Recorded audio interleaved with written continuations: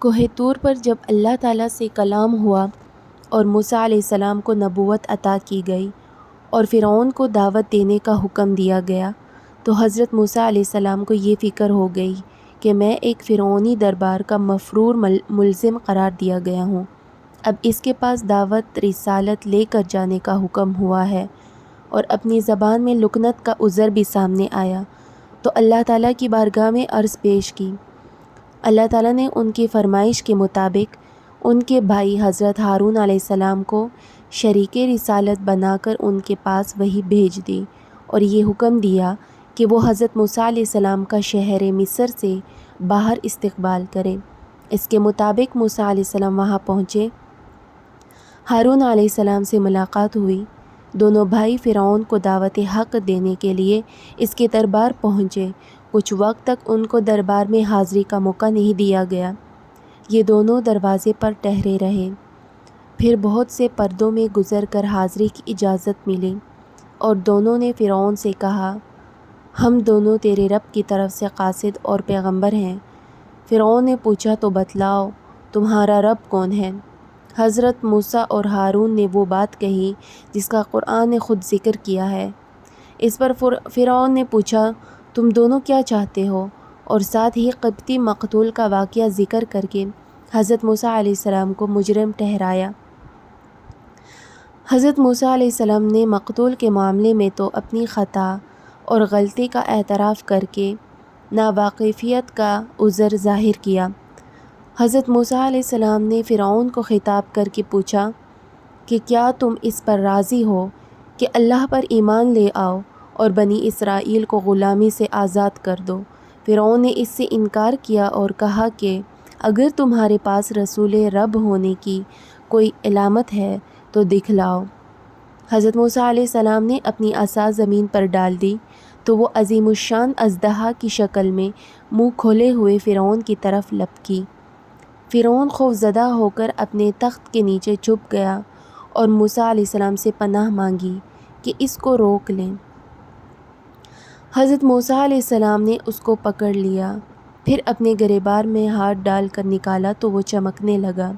یہ دوسرا معجزہ فرعون کے سامنے آیا۔ پھر حضرت موسیٰ علیہ السلام نے دوبارہ گریبان میں ہاتھ ڈالا تو وہ اپنی اصلی حالت میں آ گیا۔ فرعون نے ہیبت زدہ ہو کر اپنے درباریوں سے مشورہ کیا۔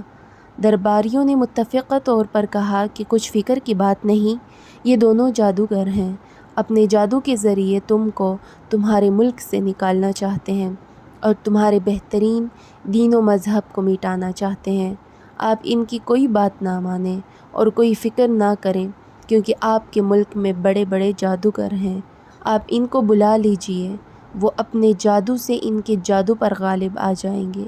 فرعون نے اپنے ملک کے سب شہروں میں حکم دے دیا کہ جتنے آدمی جادوگری میں ماہر ہوں وہ سب دربار میں حاضر کر دیے جائیں۔ ملک بھر کے جادوگر جمع ہو گئے تو انہوں نے فرعون سے پوچھا کہ جس جادوگر سے ہمارا مقابلہ کروانا چاہتے ہیں وہ کیا عمل کرتا ہے؟ فرعون نے بتلایا کہ وہ اپنی لاٹھی کو سانپ بنا دیتا ہے۔ جادوگروں نے بڑی بے فکری سے کہا کہ یہ تو کوئی چیز نہیں، لاٹھیوں اور رسیوں کو سانپ بنا دینے کے جادو کا تو جو کمال ہمیں حاصل ہے اس کا کوئی مقابلہ نہیں کر سکتا، مگر یہ طے کر دیجئے کہ اگر ہم اس پر غالب آ گئے تو ہمیں کیا ملے گا؟ فرعون نے کہا کہ تم غالب آ گئے تو تم میرے خاندان کا جز اور خاص بندوں میں داخل ہو جاؤ گے اور تمہیں وہ سب کچھ ملے گا جو تم چاہتے ہوگے۔ اب جادوگروں نے مقابلے کا وقت اور جگہ موسیٰ علیہ السلام سے طے کر کے اپنے عید کے دن چاشت کا وقت مقرر کر دیا۔ جب سب لوگ ایک وسیع میدان میں مقابلہ دیکھنے کے لیے جمع ہو گئے تو فرعون کے لوگ آپس میں ایک دوسرے سے کہنے لگے کہ ہمیں یہاں ضرور رہنا چاہیے تاکہ یہ جادوگر یعنی موسیٰ اور ہارون اگر غالب آ جائیں تو ہم بھی ان پر ایمان لائیں۔ ان کی یہ گفتگو ان حضرات کے ساتھ استہزاء اور مذاق کے طور پر تھی۔ میدان مقابلہ مکمل آراستہ ہو گیا تو جادوگروں نے حضرت موسیٰ کو خطاب کیا کہ پہلے آپ کچھ ڈالیں یا ہم پہلے ڈال کر ابتدا کریں۔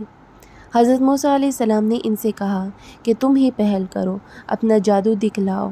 انہوں نے اپنی لاٹھیاں اور کچھ رسیاں زمین پر یہ کہتے ہوئے ڈال دیں، بطفیل فرعون ہم ہی غالب آ جائیں گے۔ یہ لاٹھیاں اور رسیاں دیکھنے میں سانپ بن کر چلنے لگیں۔ یہ دیکھ کر حضرت موسیٰ علیہ السلام پر ایک خوف طاری ہوا۔ یہ خوف طبعی بھی ہو سکتا ہے جو ہر انسان کو ہو سکتا ہے، اور انبیاء بھی اس سے مستثنیٰ نہیں۔ اللہ تعالیٰ نے حضرت موسیٰ علیہ السلام کو بذریعہ وحی حکم دیا کہ اپنی عصا ڈال دو۔ حضرت موسیٰ علیہ السلام نے اپنی عصا ڈالی تو وہ ایک بڑا اژدہا بن گیا جس کا منہ کھلا ہوا تھا۔ اس اژدہا نے ان تمام سانپوں کو نگل لیا جو جادوگروں نے رسیوں اور لاٹھیوں سے بنائے تھے۔ فرعونی جادوگر جادو کے فن سے ماہر تھے۔ یہ ماجرا دیکھ کر ان کو یقین ہو گیا کہ موسیٰ علیہ السلام کی عصا کا یہ اژدہا جادو سے نہیں بلکہ اللہ کی طرف سے ہے۔